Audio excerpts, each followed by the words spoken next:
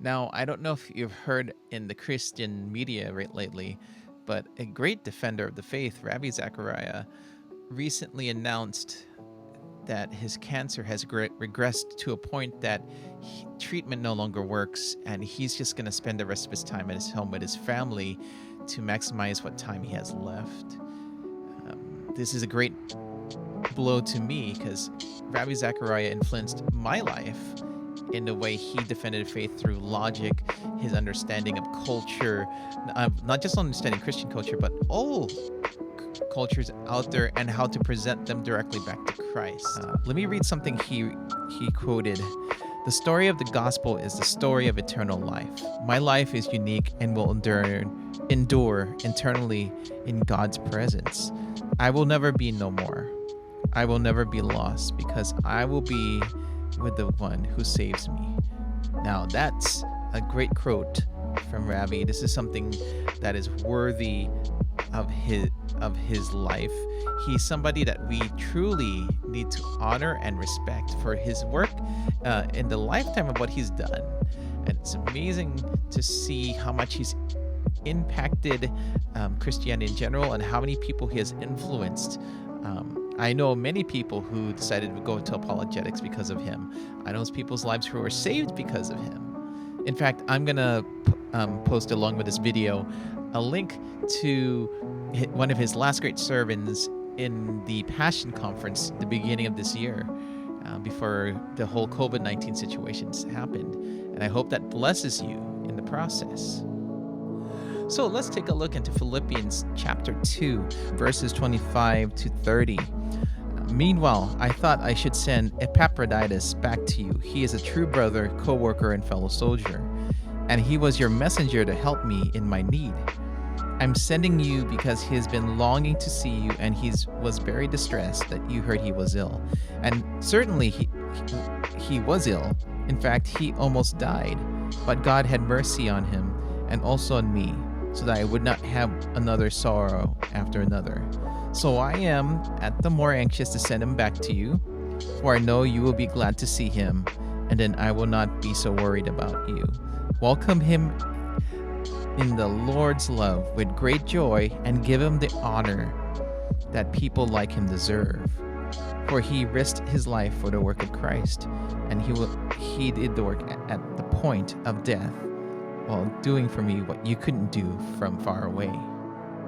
Now, in the context of what we just read, it's Paul sharing his thoughts about this guy named Epaphroditus, and that he gotten sick from doing mission work, and he wants to send him home so that he can feel better, and that when he gets home that he gets the honor and respect that he truly deserves.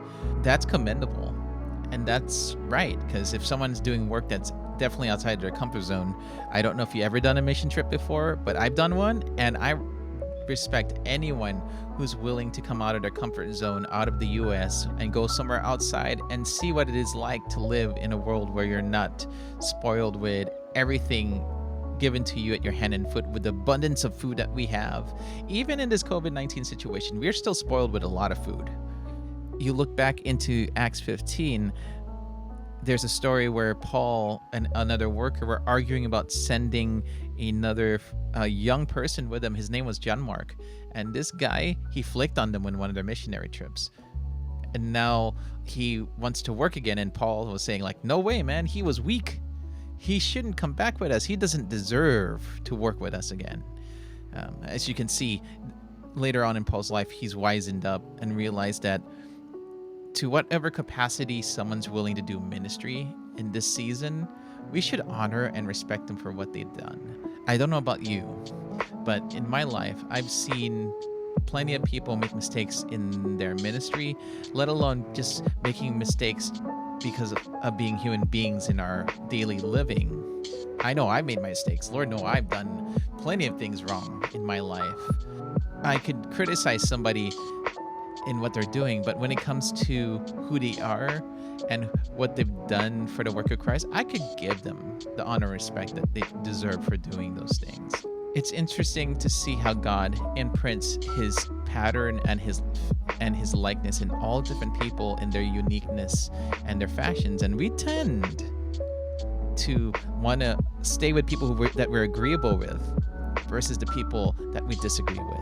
A real strong, balanced Christian that truly understands how Jesus Christ walked and how he lived life. He surrounded himself with all different people, and he was able to work out opinions and differences between all those that came around him.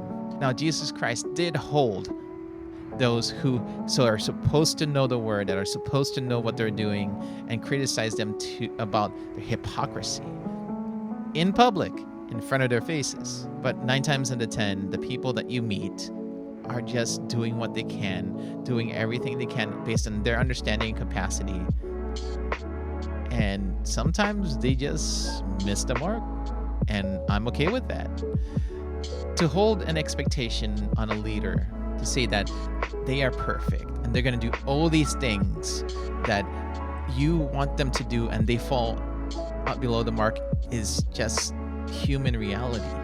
But at the same time, if you're going to go ahead and criticize them for the things that they haven't done and yet not honor them for the things they have done, then I have an issue.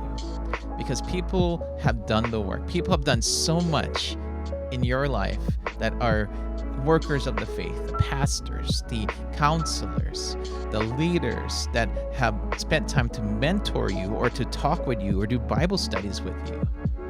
And yet you decide to hold back the honor and respect that they deserve.